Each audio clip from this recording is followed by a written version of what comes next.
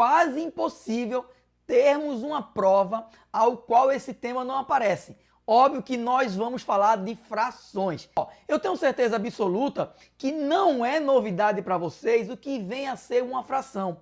Uma fração nada mais é do que parte de uma divisão. A fração ela é um número usado para representar a parcela, a divisão. Sempre quando eu divido algo, alguma coisa em partes iguais, a parcela é o que a gente chama aqui de fração, tá bom? Por exemplo, aí a gente tem o todo, né, o laranja, que foi dividido em duas partes, né? Tá aí o amarelo, ou seja, metade, ou dividido em 3 partes, 1/3, ou dividido em 4 partes, 1/4, e assim sucessivamente. Então a fração é a parte do todo. Sempre que eu divido um objeto, qualquer coisa, sempre que eu dividir algo em partes iguais, eu terei uma fração. Lembra, a fração é a parte, a fração é a parcela, tá bom? As duas únicas regras para montar uma fração é que tanto o numerador quanto o denominador sejam números inteiros. Sim, a fração representa parte de um número, parte de um todo. A fração é um número decimal. Cuidado para não confundir. Agora, o numerador e o denominador da fração são números inteiros. E o denominador nunca vai poder ser zero. Não faz sentido, né, gente? Se a fração indica uma divisão, então não faz sentido eu ter lá no denominador zero. Por exemplo, olha aí na tela de vocês. Eu tenho o primeiro exemplo, 3/4.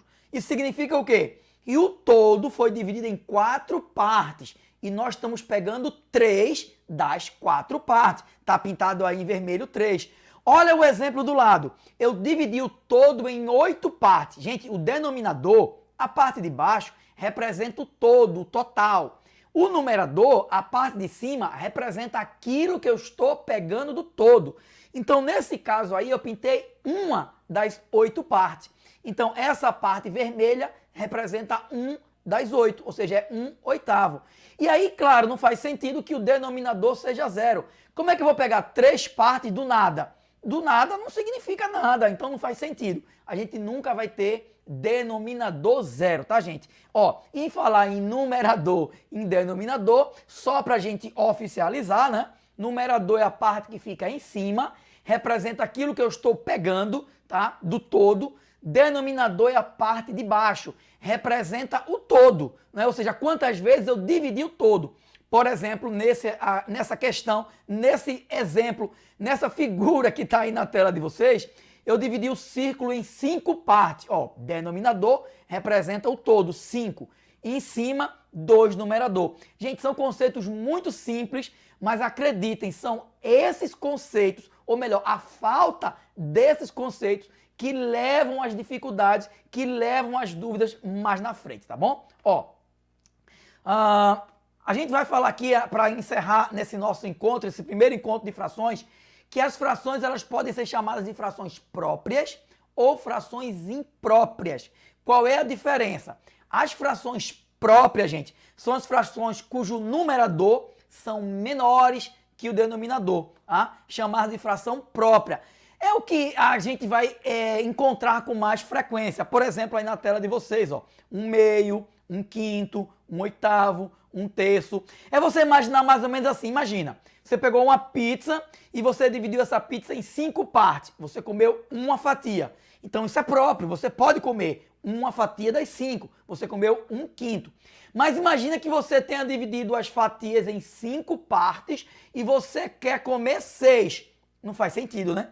Então, quando eu represento uma fração cujo numerador é maior que o denominador, gente, a gente chama essa fração de fração imprópria. Matematicamente falando, ela existe sim, uma fração imprópria, tá? Ela não existe na prática, por isso que ela recebe esse nome de fração imprópria. Ou seja, fração própria quando o numerador é menor que o denominador. Fração imprópria quando o denominador, melhor, quando o numerador é maior que o denominador. A fração é imprópria quando a parte de cima ela é maior que a parte de baixo. Quando o numerador, quando a parte de cima for maior que a parte de baixo. Ou seja, é uma fração que representa mais do que o número 1. Tranquilo?